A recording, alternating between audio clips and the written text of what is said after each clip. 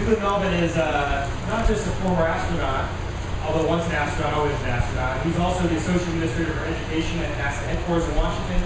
He flew on STS-122 and STS-129, which was our first launch to meet up 129, and let me remind you that it launched on time, so he's our rapid foot here today.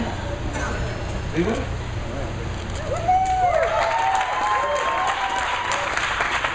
Thank you back to my people. I just want to say one thing about Ricky. I didn't mention it much, I don't think, but Ricky is a phenomenal person. And when you think about what he was doing before he came into the astronaut work, he was trying to inspire, excite, and motivate students to do, believe anything that they believe they can do. And so he's one of the unsung heroes as educators. Look like our middle school teachers. When I go back to my community in Lynchburg, Virginia, they tell me if it wasn't for your parents, I would have been on drugs or in jail or who knows where. And so it's the teachers that really help motivate and inspire. The good teachers that help motivate and inspire. I had a few teachers who weren't too good. But it's important that we help our teachers and we promote them. So please tweet out. Support our teachers, because that's going to be the gateway to our future with our kids. Back in 2003, we started this educator astronaut program at headquarters, and I helped run that. We had about 12 people around the agency, and one of the most telling things about this program was the Columbia accident happened right when we got kicked off. So the program started in January of 2003, and on February 1st, 2003, that ill-fated accident happened. And we went around and polled the teachers and students to see if we should continue this program. And they resoundingly said, yes, we must continue. We must carry on the legacy of those who have fallen. So that was something that was very important. And that produced Ricky, Dottie McCaffrey-Berger, and Joe Collins. So that's a testament to what we did in that program back in 2003. They've all flown successfully, done spacewalks and robotics, and shown the world that teachers and anyone can do this job if you're dedicated and put your mind to it. So talk about that, because we're still allowing for teachers to apply to become astronauts. And a lot of people thought that the program went away, but it's still viable, but it's still advertising as much. So put that out there too. It's an honor to be here, see you guys again. Maybe it's a different crowd, but once you get into the internet, to the Twitterverse, everyone's on there together as one big family. And I really appreciate what you do to help promote, as Ricky said, to help promote what we do at NASA. Our budget's been cut significantly, but I tell people, when you're given lemons, you make lemonade. And hopefully you have some sugar, just a little sweet.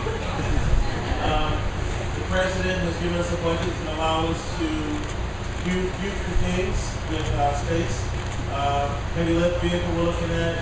We'll be going to the moon and Mars. We're looking at using the commercial sector to actually do our meetings and get us up to the space station until 2020. So we're going to make this work. We're going to have to make it work, because if we stop exploring, we're going to falter as a civilization. That's what John Young told me when I first came to astronaut.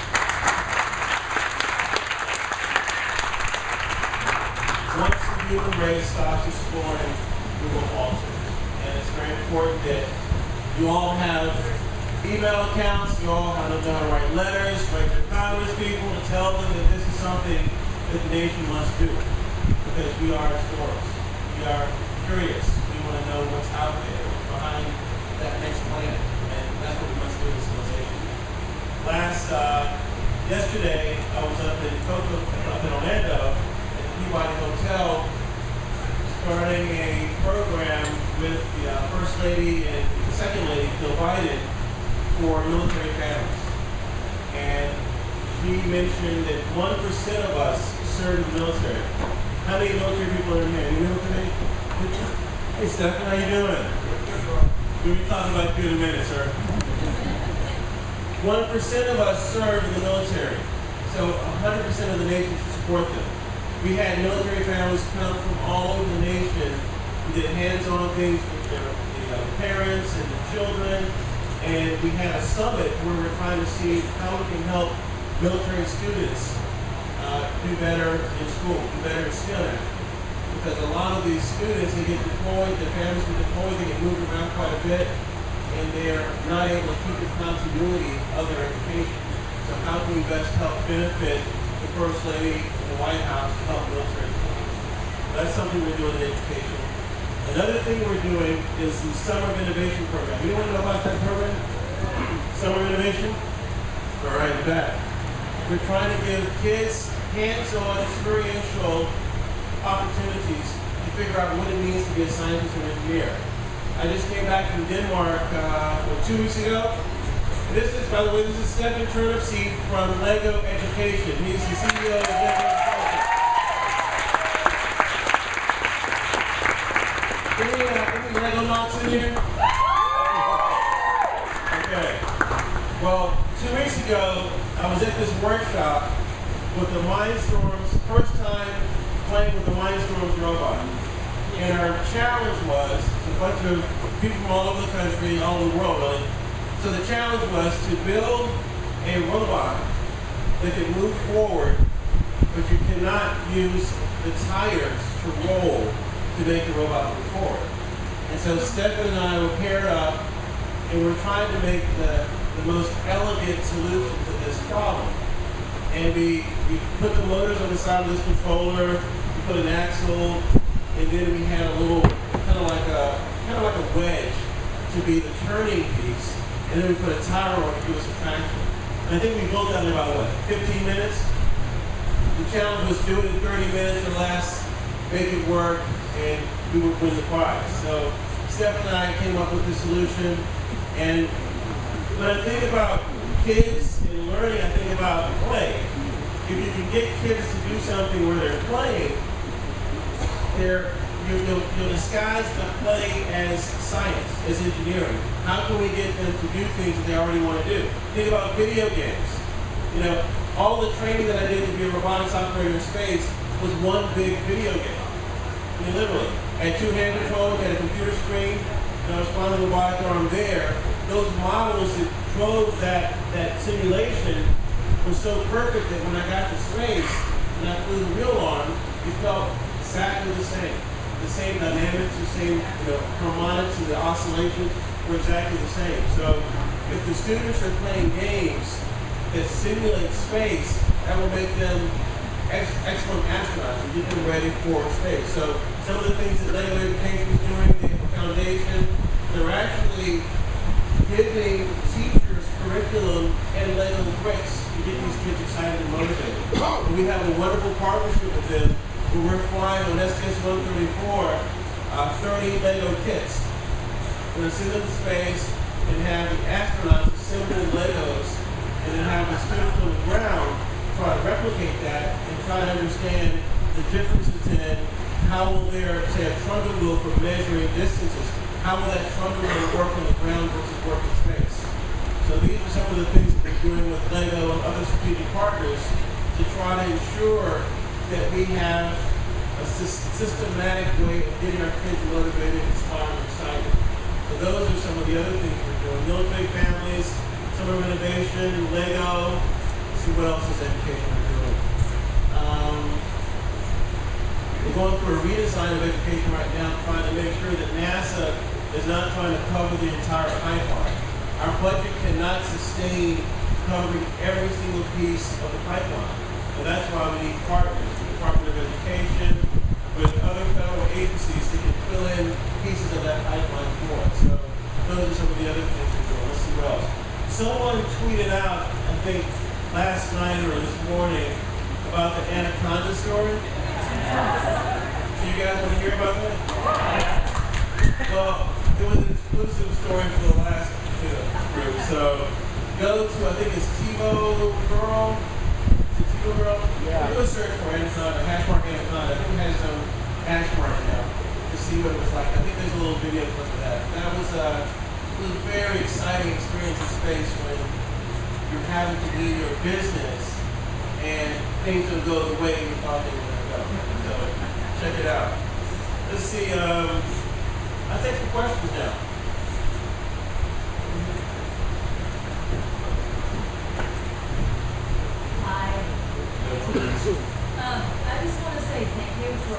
education work we do because of the Texas Space Grant and working with NASA. I got to fly in reduced gravity, which was amazing. And I was Okay, the only. didn't answer your question. So my question though is. So did you? Yeah, no, it's my fault. So shoot. Well, anyway, so thank you so much for just supporting everything. And what can we do in the classroom to also foster science? And I'm sorry, I just like lost it. You're like a superhero.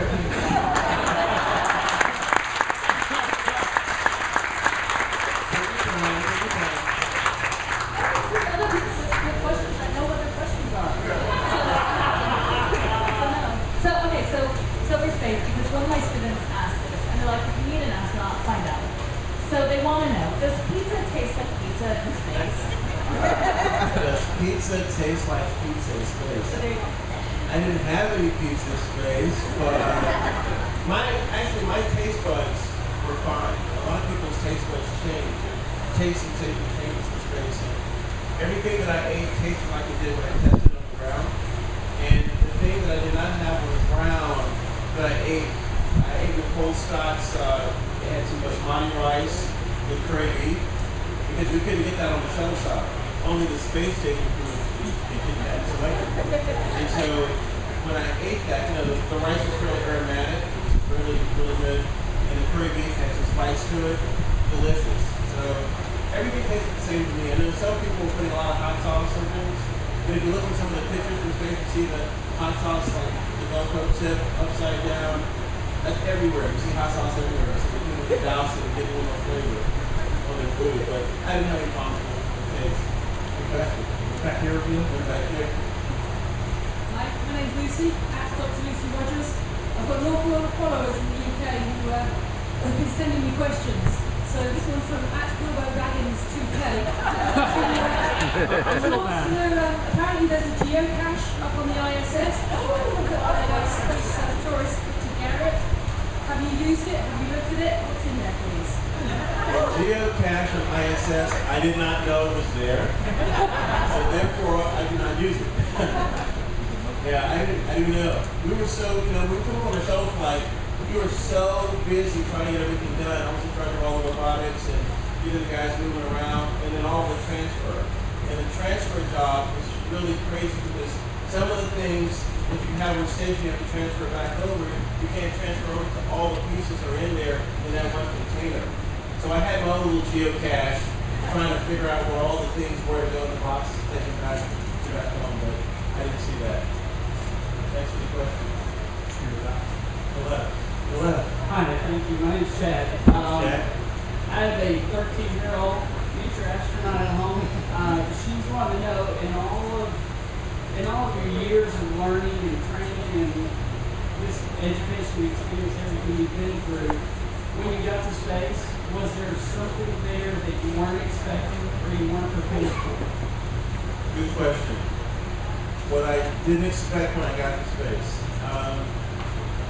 I think the most amazing thing, all the training that you do to get you ready, it's perfect. You get there, you do your job, it feels like what you do on the ground. But the thing that you cannot even begin to imagine is how the colors affect your eyes in space. When I look down at the planet, I look at the water. You know how they say an Eskimo knows 37 different shades of white to describe snow? You need 50 different shades of blue to describe the Caribbean. Because the water is just so vibrant. There's so many subtle hues. We were flying over Rigel Island, and I looked down, and this kind of a triangular shaped island, but there was this underwater cave that was spewing out this sediment.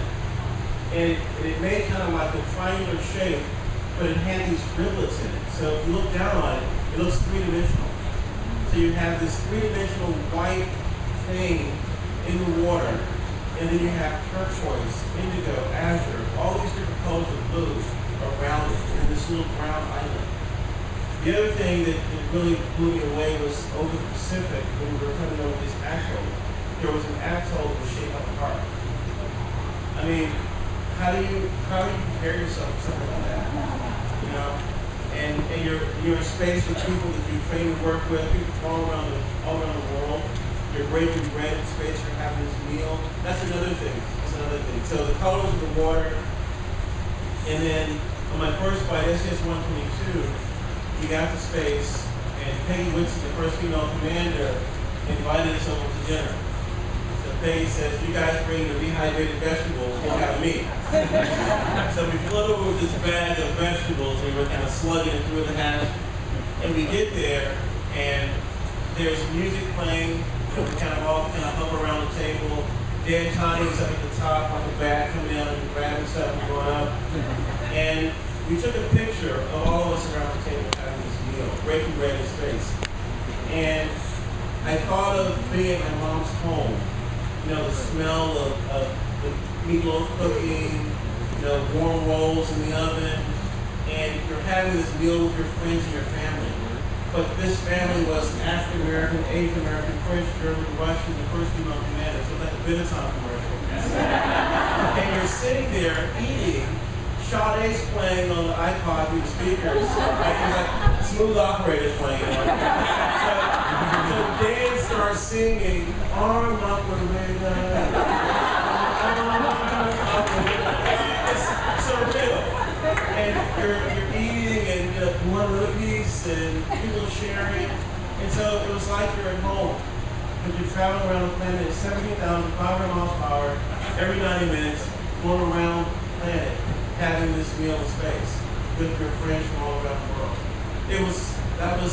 I couldn't even imagine that, because you think of having your meal on the ground and you sit there and you eat something. You're kind of sitting around, but we're all bumping each other, floating on the ceiling, on the walls, hot sauce everywhere. Those were the two things I think. Great question. I want to add some really quick for Leland. Just so you know, when Leland was describing the colors, he is a photographer. So he's a wonderful photographer. I promise you can't say this, but I can. So he's LelandMelvin.com. He knows his really gorgeous photography. So when he talks about colors, it's because his eyes see color. And my mom gave me a camera when I was in the 8th grade, and I started taking pictures of everyone in the neighborhood. And then I would develop them at night and then sell them back to the I would take their lunch money,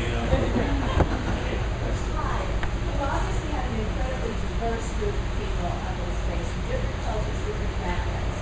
And you all have your own ways of doing things. Is there anything ever happened that was particularly humorous between everybody from a different background? Anything humorous. I think, does anyone know why my name is Astro Flow? Anyone ever hear this story? On my first flight, we were sitting around, I think we were drawing blood or something, it's usually do at home.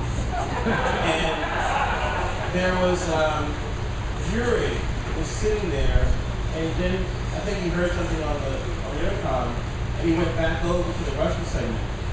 And I watched him. It's my first flight, so I'm not the bull in China shop. I'm like, floating and bumping into people and knocking computers over and everything. But Yuri has been up there for maybe a couple of months. I swear to you, I look at him and I think I'm watching a fish. He just goes, shh, and he's gone. It's like he's in water swimming like a dolphin, even more elegant.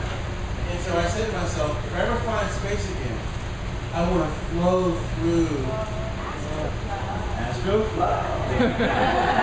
So that was kind of cool. Watching him move like that was just incredible. Thank you.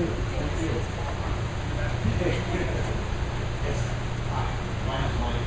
And What's your name? Mike. Mike. I have a question about NASA's relationship with the Boy Scouts. I noticed in the materials that you see, we actually had a merit badge on robotics, and I know several astronauts in the Boy Scouts. My dad's been a scoutmaster for 40 plus years. I'd like to hear a little bit about how NASA reaches out to the Boy Scouts program. Yeah, I don't know a lot about that program. I'm fairly new to education. About 6 months ago. Matt, do you know anything about that relationship? We have some other formal relationships with Boy Scouts and Girl Scouts. You know a bit more about that, right?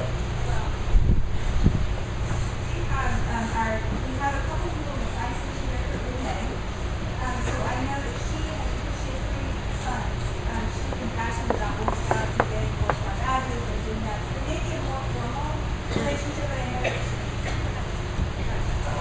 We actually have pages on the NASA website and the education page that talk about all the different things that we do with both Boy Scouts and Girl Scouts. So you can go to nasa.gov/education and look for the programs, and there'll be a web page for Boy Scouts and Girl Scouts. You can tweet it out too. I should have known that, but now I do. Hey, Leland, I have a question for you. You were on the show Bravo, Top Chef, and you actually ate the food that the cooks prepared. Did you hear back from the crew of SCS-133 that ate in orbit, how that was compared to what you ate? I did not hear back from them. You know, sometimes people don't share their food with you. The food on the ground, though, was excellent. I mean, it was really, really good. And I think it was Tracy that did it all. She could not have gotten good enough food and all. The fish dish was fantastic. So I didn't tie back and look to find out how it tasted or whatever. It looked the same, I'll say that. It definitely looks the same. Any other questions for Ask Bill Flo? That one right here. Hi, I'm Julie. Every time I ask a couple folks this trip, and every time I see video of the ISS, one thing that always strikes me is how loud it sounds up there. How loud. In all the video clips and all the production, there's lots of machinery noise. And I just was wondering if you could tell me, is it really as loud as it seems for the video, or is it just something that's in our transmission artifact? I think some of the modules are louder than others. I think if you go to the gym, and the little section at the top of the gym, that's the most quietest place. There's like water walls around that. There's not a lot of machinery in there. Service module is a little bit loud.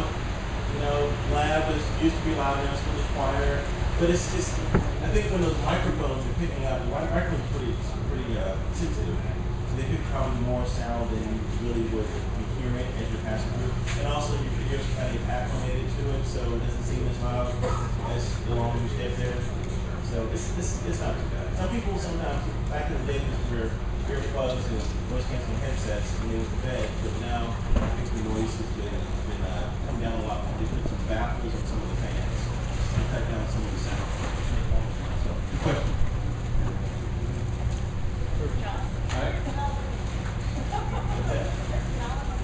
There's a smell on the space station. Have you ever been camping? Okay,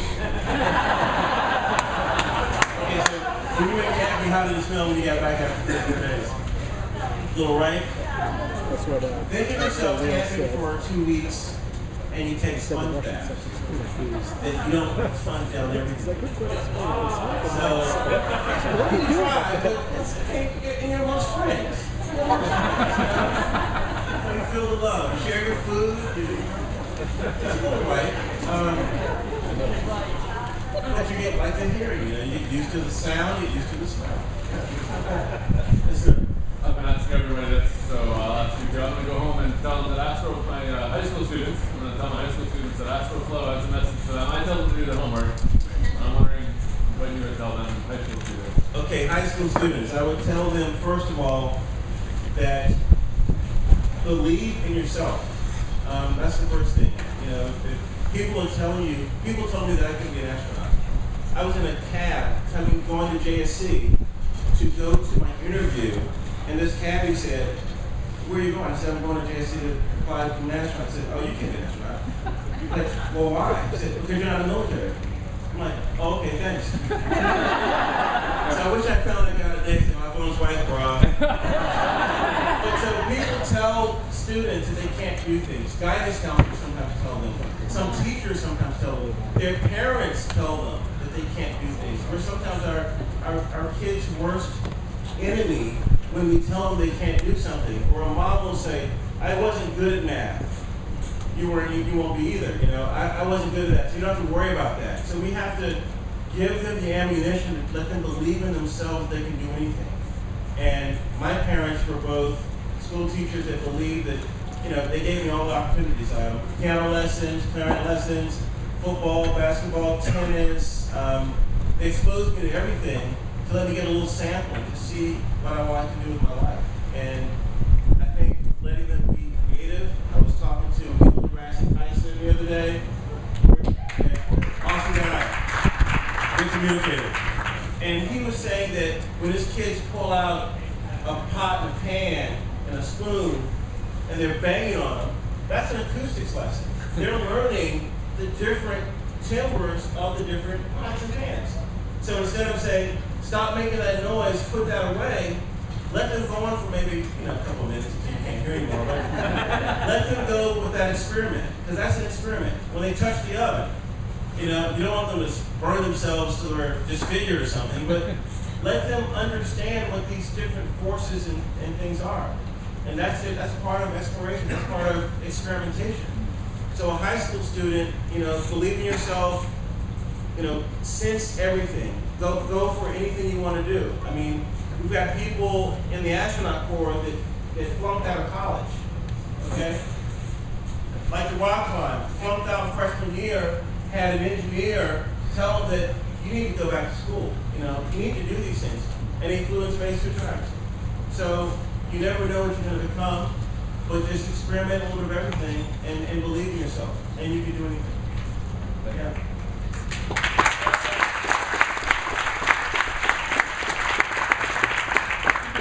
Two more questions.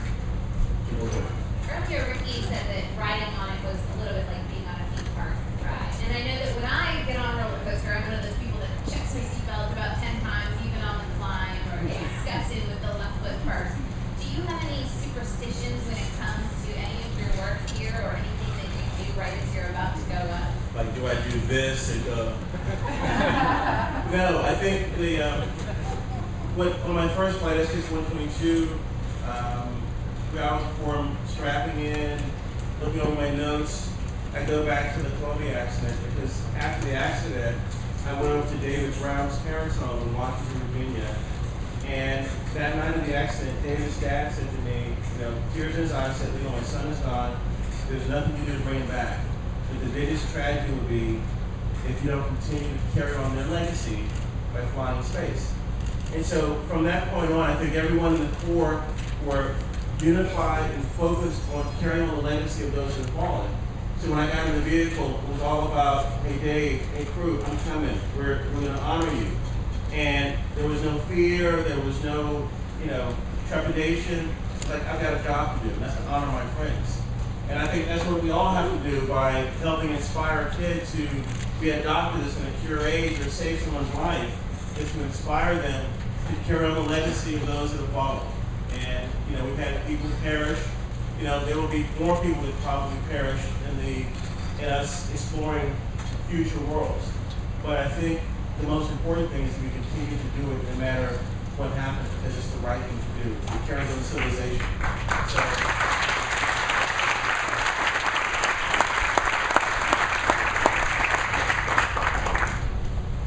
what do you hope comes next, Marn, by the way?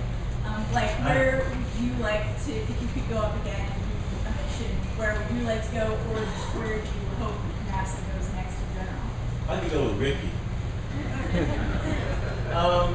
If I were to go to space again, probably Mars. I don't think that's going to happen for me. I'm no longer in the Corps, I'm retired, I'm doing education, but if I could, I think to go to another planet, go past the moon and go somewhere that we haven't been before. And, the thing is to build a propulsion system and get us there. I think also maybe L1 or L2, to where you're just kind of hanging out, you don't have to worry about doing an orbital, orbiting around anything to get your microgravity, but you're actually in the ultimate sense of no gravity because all the forces balance out. I think that would be kind of a cool place to go. So, but just the experience of looking back at the planet, every time you get that opportunity, this is breathtaking. The colors that we mentioned, it changes you as a person. And when you look out and you see that there are no political, actually there are political boundaries you can't see in space. We were working with USAID, we're having a collaboration with them, a memorandum of agreement with them, and there was a picture taken from a satellite that showed Mexico and Guatemala. And if you look at the political boundary, you can see that the Mexican side was being deforested. There were no trees. But the Guatemala side, they kept their trees intact. So there was a very distinct political boundary there that you can see from space. But all the other times you can't see that. And so it's just one planet working together. And I think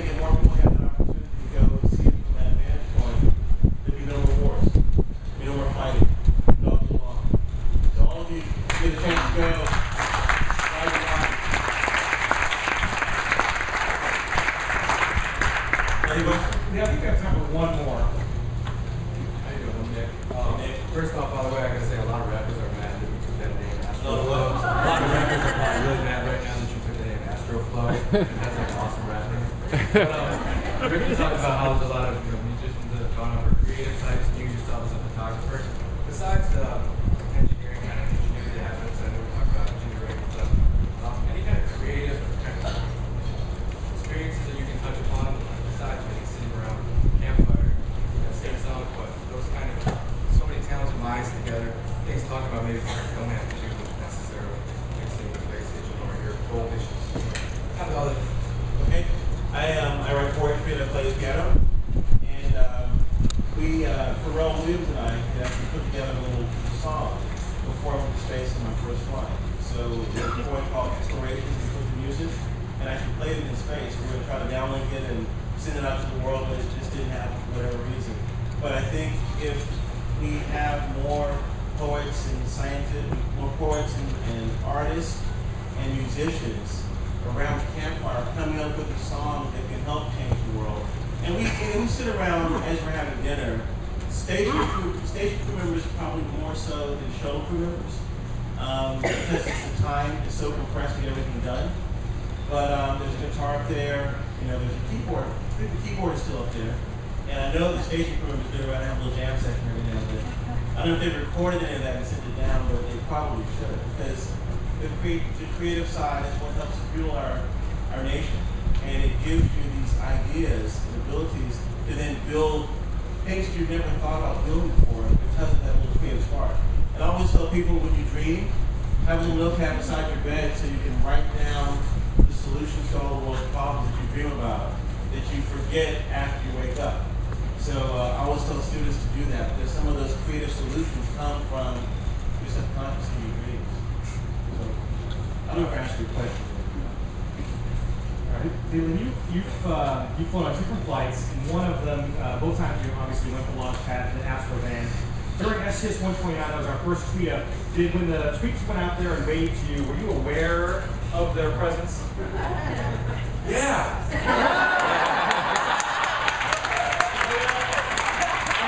I felt this energy coming. It's like the Twitterverse was like realigning itself. 100 people all staring at their Feel phones. love. Yeah, I saw you guys. Yeah. I'm sure that's your No.